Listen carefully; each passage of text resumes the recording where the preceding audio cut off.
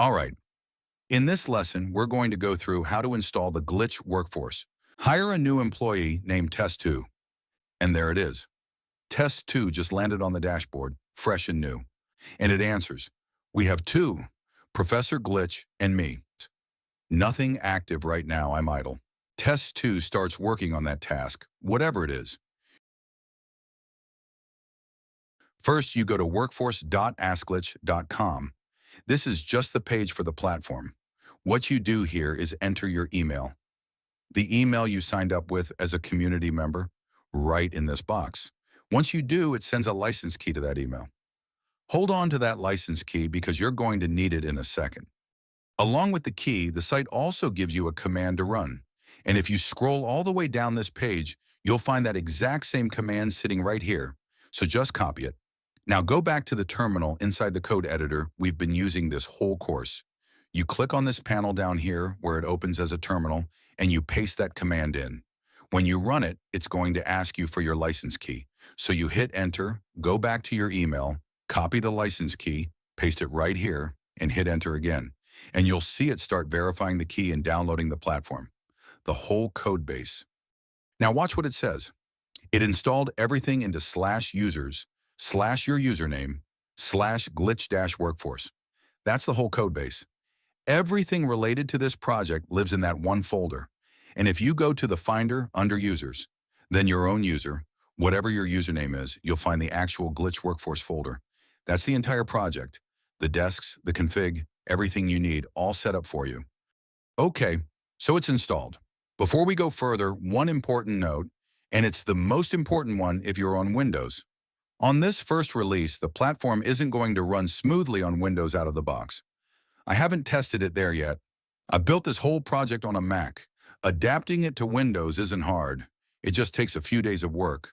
But don't worry, I'll show you exactly how to get it running on Windows in a minute. So let's open the project. I click File, New Window, and I open it from the path it just downloaded to. Or even simpler, File, New Window, Open, and just pick that Glitch Workforce folder directly. Either way, it opens the entire project for you right here in the editor.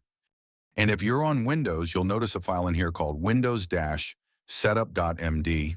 This is basically a set of instructions you hand to Claude. You tell it, hey, I want to adapt this to Windows. And it'll go to work, adjusting the paths and the little things that need to change so it runs on your machine. Think of it as Claude custom fitting the platform to Windows for you. You'll still need to test it and make sure it all works. But that file is your starting point. On Mac, it already works as is. So on Mac, after the install, you go to the terminal. Remember, you want the terminal pointed inside the project folder, the Glitch-Workforce folder we just installed into. Since we've already got the project open right here, I can just open a new terminal and it's already pointing inside the project. Then I run one command, glitch start. The moment I run it, it starts installing all the dependencies. Everything this project and the whole ecosystem needs to run. It's also going to install Claude for you if you don't already have it. This takes a few minutes, and at the end, it opens the dashboard for you. Okay, looks like it's done. It compiled everything.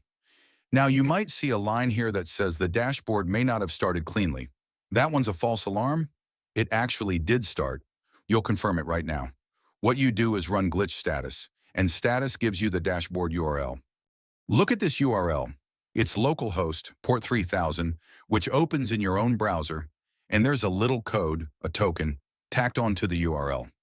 That token matters. Think of it as a password on your dashboard. From your dashboard, someone could control your employees and your AI, so you don't want just anyone opening it. By default, this only runs on your own machine, but that token is what makes sure that only you, the person with the link, can open the dashboard and take control. It's the lock on the door. Okay, so here's the dashboard. It shows your employees, and right now there's one, Professor Glitch, and he's online. You've got just one employee, Professor Glitch. He's the one you talk to get everything going, to hire new employees and start building out your project. First thing you'll see is onboarding. This walks through and configures everything for you. You click Get Started. First, it runs a check to make sure everything the dashboard needs is installed.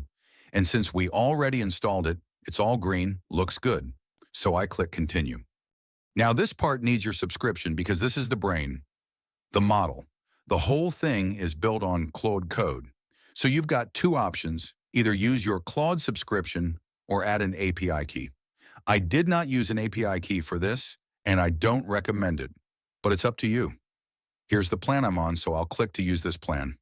Then in a bit, I'll log into Claude so it can actually run, and I'll show you that whole process. Now it says, tell us a little about you.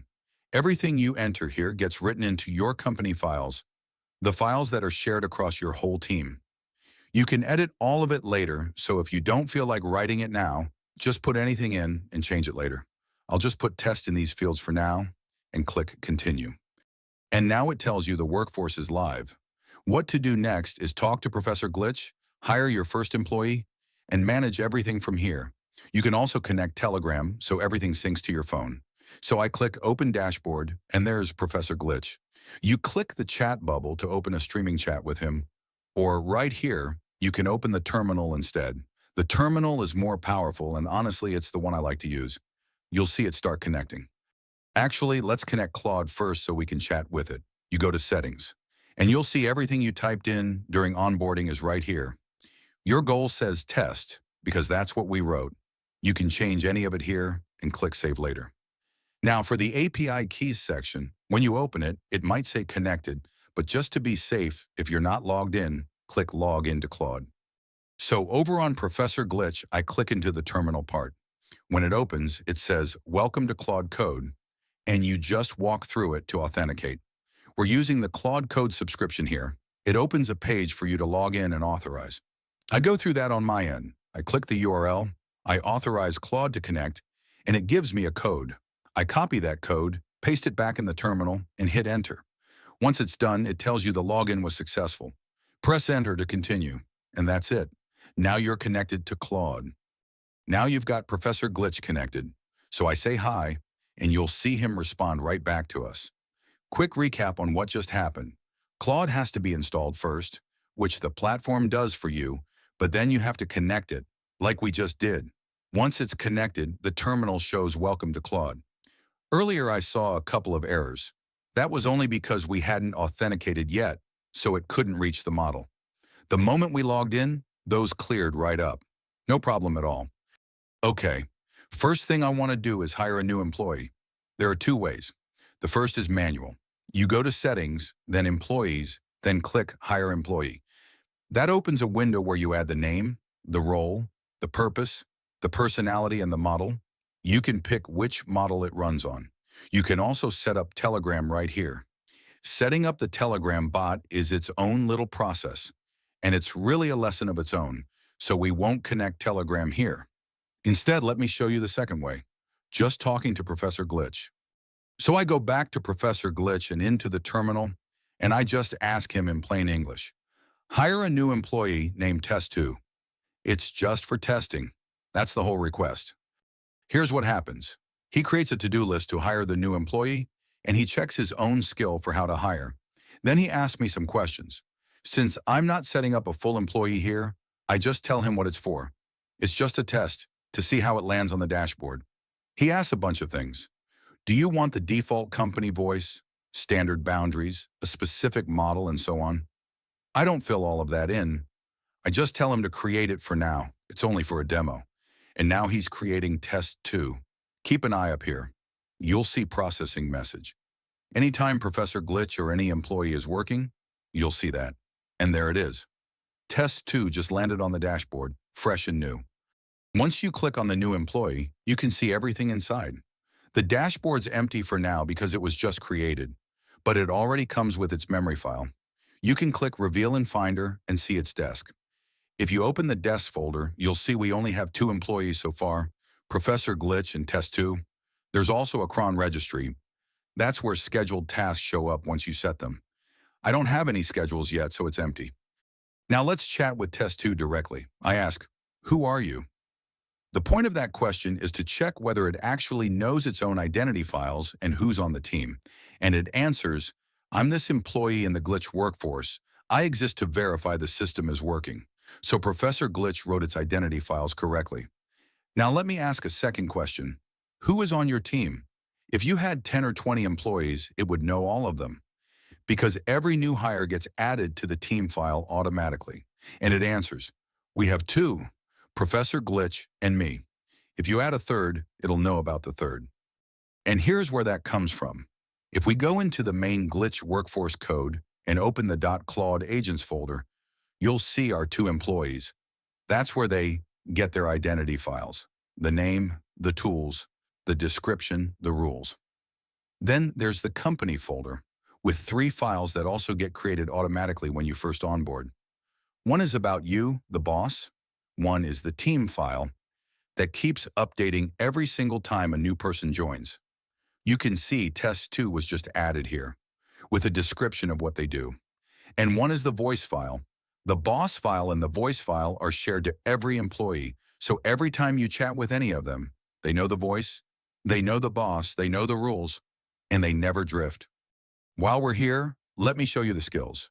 There are pre-built skills for managing a bunch of things, how the team collaborates, how Professor Glitch creates new skills, how he hires employees, and more.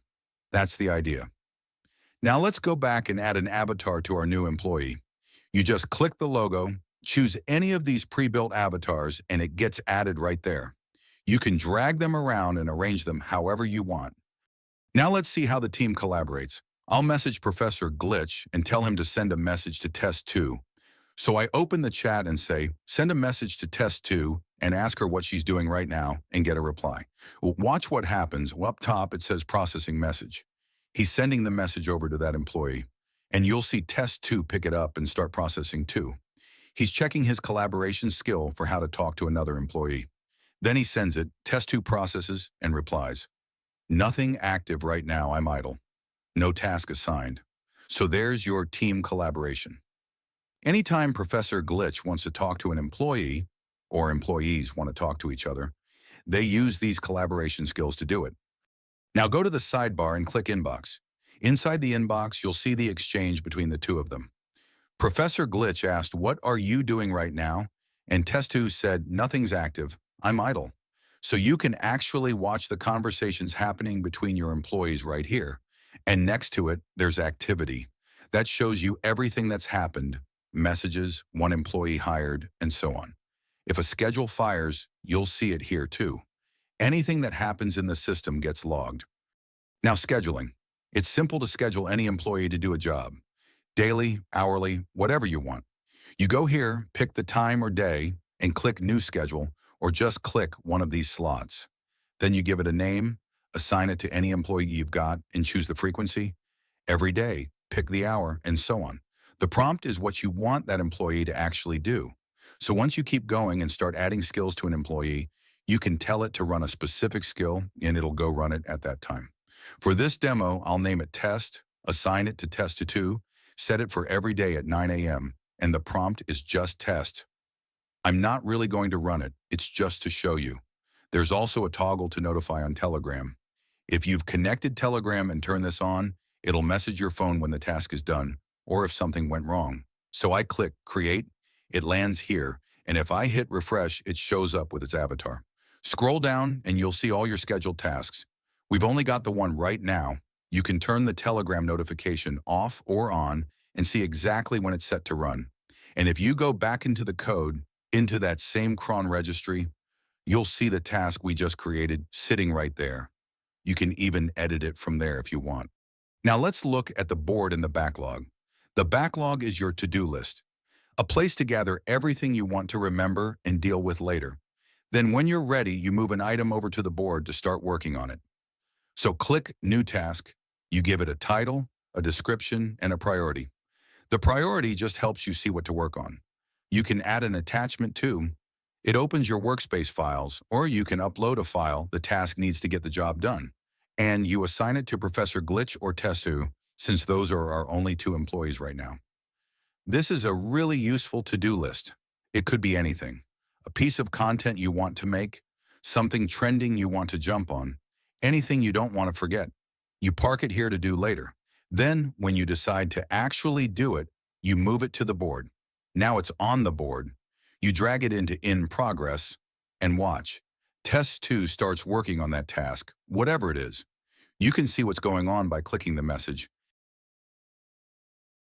It says I've been assigned this task and starts refining. After a refresh, it moves automatically to review. So now it's in review.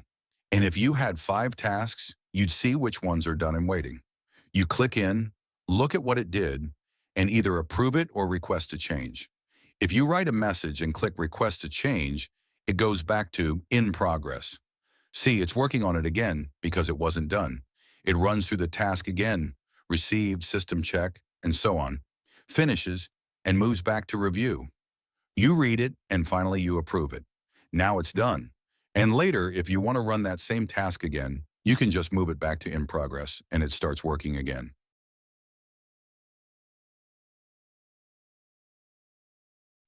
The playbook here shows all the skills your team has. Professor Glitch already comes with a package of skills so he can do his jobs. But Test 2 is brand new, so she has no skills yet. Once you add skills to her, or ask Professor Glitch to create some, they'll show up here. You'll see a little dot appear for each one. If an employee has 20, 30, 40 skills, they'll all show up right here. Now here's one more thing worth setting up. It's optional, but it makes your memory a lot smarter. Like we talked about in the previous lesson, this system has a memory that can recall things across all your past conversations. Out of the box, it does keyword search. To upgrade it, we use a model to do embeddings. If you're not familiar, embeddings are just a way for the AI to take your words, turn them into numbers, and search by meaning instead of exact keywords. To turn that on, you go to the API keys and add a Mistral API key. Mistral is just the model that does the embedding, and it's very, very cheap. It costs pennies. You can load maybe $5 of credit, and it'll last you a very long time. So you go to Mistral AI, log in or create an account on their studio, accept the terms, then go to API keys in your profile, create a new key and copy it. Come back to your dashboard, click Set Here, paste the key in, and click Save. Now your memory doesn't just do keyword search, it does semantic search. And if for some reason it doesn't work, you may need to enable paper use and add $5 or so.